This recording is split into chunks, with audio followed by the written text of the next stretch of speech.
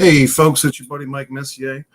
And so the wrestling world heard some, bad news today. I guess you'd call it mixed news. Triple H, Jean Paul Levesque is his real birth name. And wrestling fans and even non-wrestling fans have known the guy for over 20 years as Triple H. He was on the Stephen A. Smith show today on the ESPN Plus platform, and basically said that his wrestling days are done. I just looked up Triple H's last match was actually a non-televised match in Tokyo, teaming up with Shinsuke Nakamura, to defeat Robert Roode and Samoa Joe. So a very unusual. I'm glad he won the match. I mean, just for the heck of it, to say that he won. But basically, he's 52 years old. The good news, I think, is that he survived. When the Triple H was having some health issues 6 months ago or so, we didn't hear a whole lot about it, the details.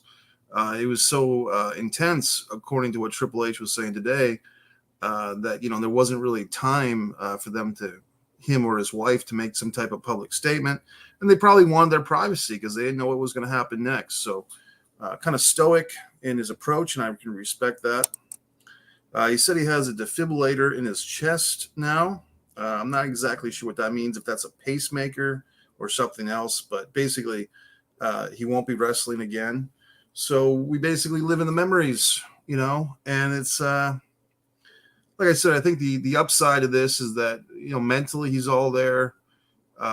Besides this situation, he looks to be in really good shape, and just hoping the guy can enjoy his life as a father. Him and Stephanie McMahon have had 3 daughters, and he's still going to be doing a lot of business with the WWE. And as you know, if you've been watching me, I'm a pro wrestling connoisseur. Lately, the WWE hasn't been my favorite wrestling group, but I still can respect the level of work that Triple H in particular has done.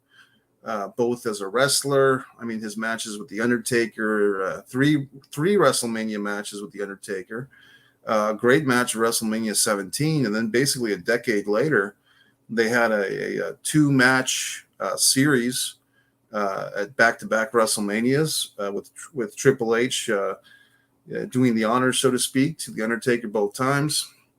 That Hell in a Cell match with Undertaker and Triple H at WrestleMania, whatever number it was really well thought of. I got some comments here. We'll see what people are thinking on this topic.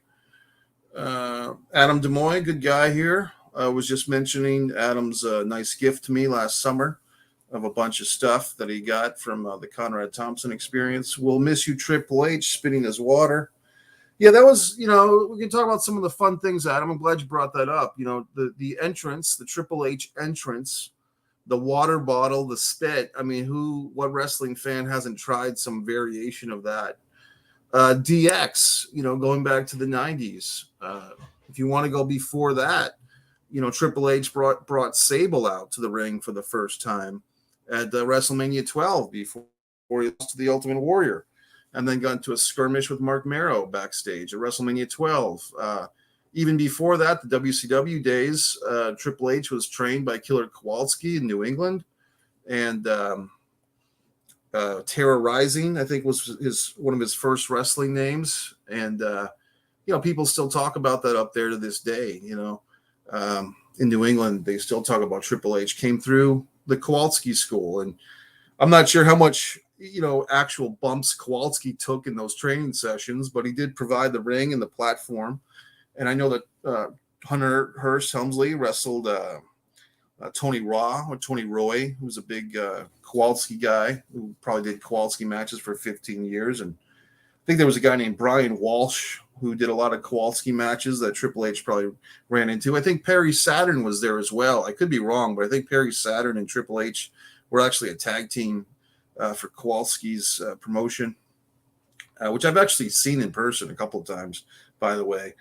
The Kowalski promotion. I don't think I ever saw Triple H there. And then he goes to WCW and kind of made a name for himself right away, had a great look. There's a lot of guys who became bigger names in the WWF. Bruiser Mastino, who obviously we know is Kane.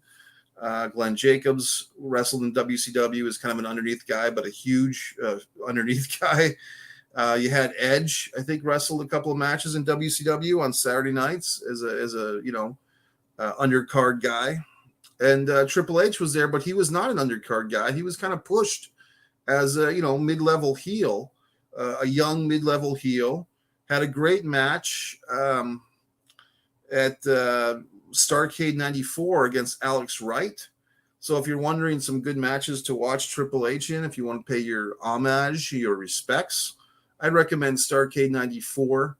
The first match on the show, probably the best match on the show, to be honest with you, Triple H versus Alex Wright. I won't give it away in case you haven't seen it yet. The series with Mick Foley, I'm just jumping way ahead, but I mean, they've talked about this match over and over again. I believe it was the Royal Rumble 2000 from Madison Square Garden. Guys like Steve Austin and The Undertaker were both injured at the time, so they had, Triple H was your heel champion defending against Mick Foley. They had a hell of a great match. What was it, a Texas Death match or a Lights Out match or something, a street fight or a hardcore match at the Royal Rumble with the barbed wire baseball bat and all the shenanigans. Then they had No Way Out, kind of put No Way Out on the map. They had I believe it was a Hell in the Cell. Was it February 27th, 2000? Triple H retired Mick Foley, in theory. My buddy Shane's checking in. Shane McKenna of Wrestling Fans. Good to see you here, buddy. The computer's a little slow, guys. So if you see me chopping a little bit, my reception, or if it's a little slow to get your comments, that's just because the connection, I think, where I'm at is a little slow. But yeah, Triple H had those, and then WrestleMania. Now, a lot of people, for whatever reason, WrestleMania 2000, which was WrestleMania 16, but it was referred to at the time as WrestleMania 2000. It has Triple H went into it as a heel world champion, and really one of the first times, if ever, that a heel came out of WrestleMania as the world champion still. So kind of not controversial, but a different thing. And I'll read this comment. This is a long comment. But basically, Triple H at WrestleMania 16, WrestleMania 2000, he took on The Rock, Mick Foley, and The Big Show in a 4-person match, defending the title. I thought it was a really good match. I liked that match. And to further that point, I really liked Triple H's entire run in the year 2000. We're talking about he had great matches with The Rock. They changed the title back and forth at Judgment Day. They did some gimmicky title changes, which I'm not a real fan of. They had like some 6-man match with was it Undertaker, Kane, and The Rock versus the McMahons and Triple H? I think that was actually out of Boston or something. But in any event, 2000 with The Rock and the Undertaker both pretty much injured for a good portion of that year. Triple H really dominated in the year 2000. Adam's got a point here. He talked about a pneumonia intensifying his heart condition. Stephen A. slipped up and said to him, "Sounds like you had a bad COVID case. What do you think?" He was vaxxed. I don't know. I mean, I think in that same interview, I just watched the whole interview, Adam, and I think Triple H said that he had COVID previously, and he thought he might have had COVID again, but he didn't. He had pneumonia. I mean, I'm just going to take it for face value. I don't know if there's any glamour or any advantage at this point for Triple H to say that he had pneumonia instead of COVID. I don't know, unless he's I'm going to just kind of take him at face value. I mean, sure, there could be an agenda for someone, but I mean, he said that he had COVID at one point. He was vaccinated. Is it possible? I mean, is what you're getting at that he had COVID after being vaccinated? Well, we know that's the case. I mean, I had a friend that was vaccinated, had 2 of the vaccine shots, did not get the booster shot, and then he got COVID. So, I mean, if you're going to be a vaxxer, like, I am, I've been vaccinated, you might as well get the booster, because it's just more of the same thing. after his heart incident, I knew he was done. All About Wrestling podcast. Yeah, I mean, they called it what did they call it? A heart. They had a special term for it. Not a heart condition, but maybe they did call it an incident. But I thought there was another term they used. Yeah, so I mean, guys, if you've been watching, and I appreciate you guys watching a lot of my rants, the AEW apologist rants, just my regular wrestling rants. Several times I've mentioned Triple H, even in my anger about Vader getting into the WWE Hall of Fame posthumously, however you say that. I said a special shout out to Triple H, so they should put him in the Hall of Fame this year, meaning Triple H. Greatest Triple H moment, in my opinion, was the entire No Mercy 2007 pay-per-view, where he beat Orton for the title in the first match, then battled Umaga, then fought Orton in the main event, but lost the title. That was just a great pay-per-view. You know, I have to go back and watch that one, buddy. I think I missed that one at the time. There was a stretch of my wrestling fandom, Adam, around that time when a lot of my wrestling brethrens in Rhode Island basically abandoned wrestling. I had no one to watch wrestling with. The local Hooters stopped showing the pay-per-views, so I really just missed a lot of pay-per-views. There was a place called Picasso's Pizza I would go to sometimes to catch some of them.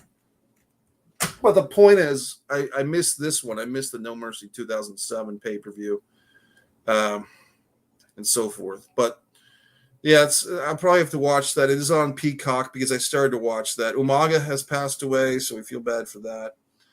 Other great Triple H moment, a lot of great tag team matches. I mean, a match that they probably won't bring up a whole lot, but fans who saw this match will remember Triple H and none other than Stone Cold Steve Austin defending the tag team title against Chris Benoit and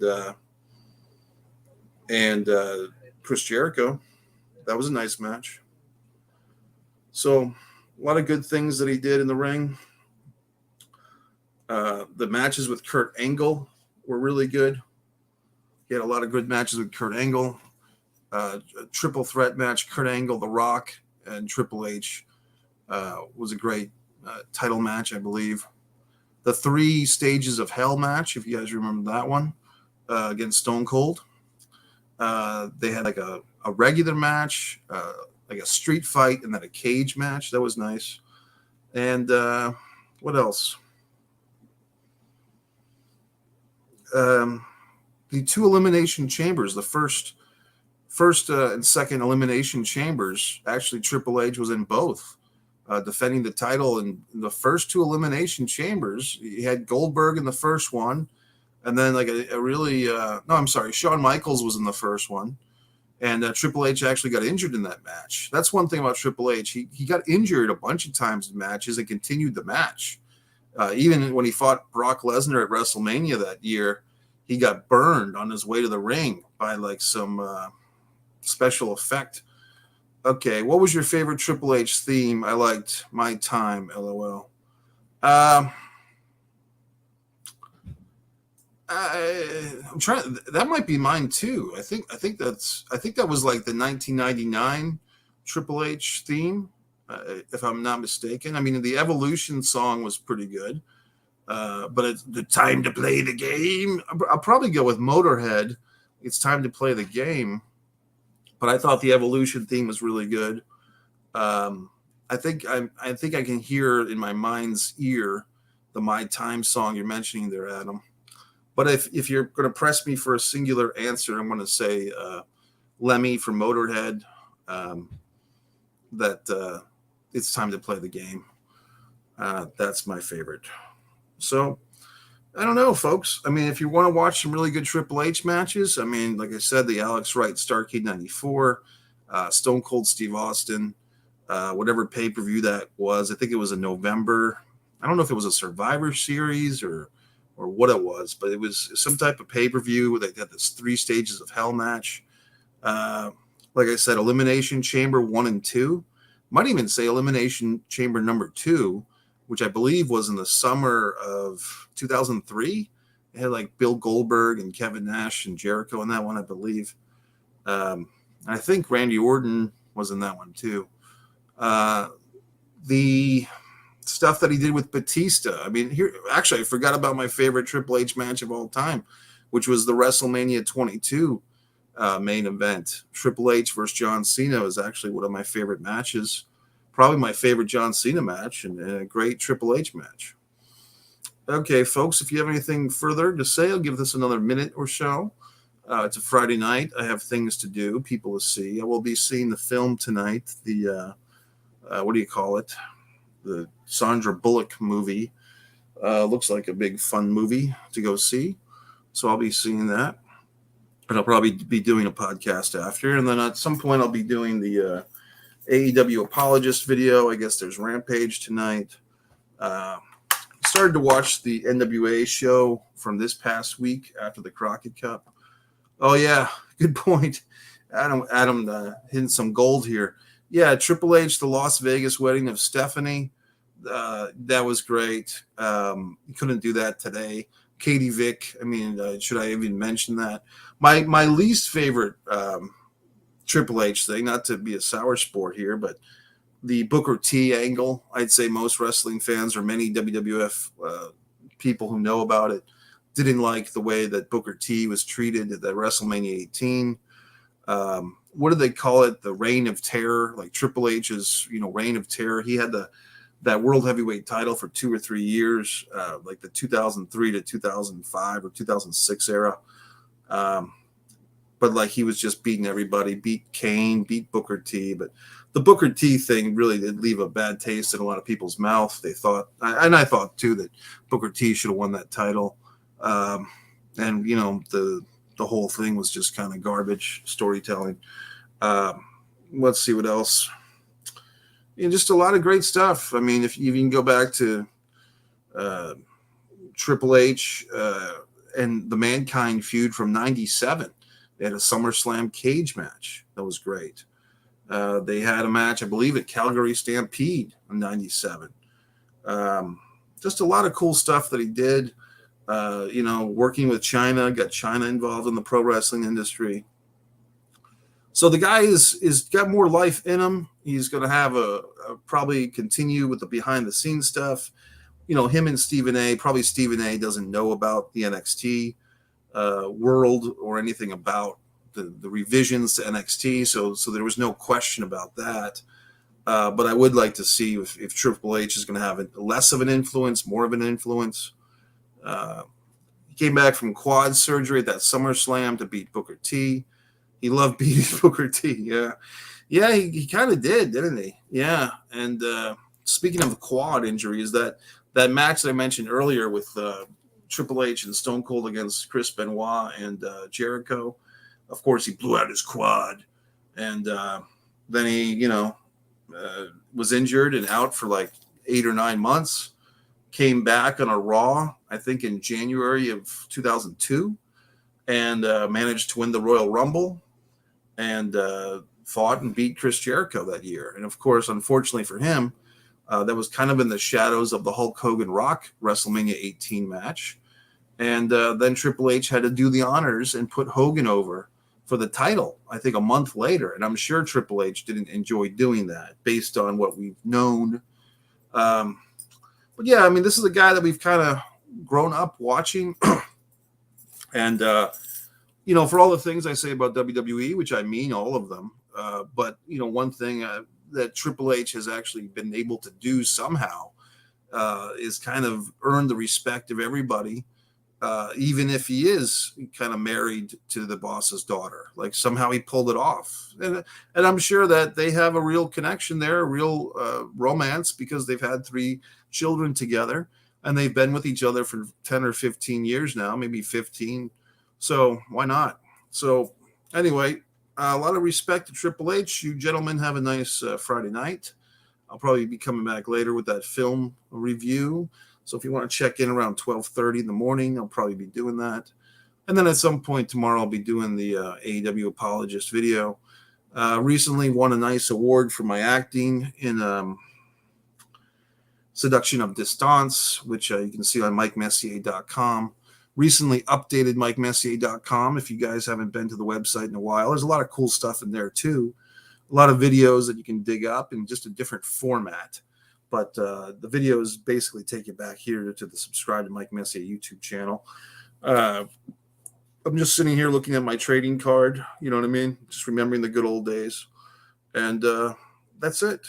So, gentlemen, wherever you are, Adam in Florida, Shane McKenna in Chicago, Chi-Town, All About Wrestling podcast. Good to see you in here. Good old Shane, good old Adam. You guys are always welcome to share the videos. Ryback getting some heat for his kind of backhanded wishes for Triple H. I'm a Ryback fan. I just, Ryback sometimes just likes to stir the pot or whatever. But, I mean, I guess he was trying to give the guy a good send-off, but maybe put his foot in his tweet or something. Who knows? Okay, gentlemen, have a good night. Triple H, thank you for the memories.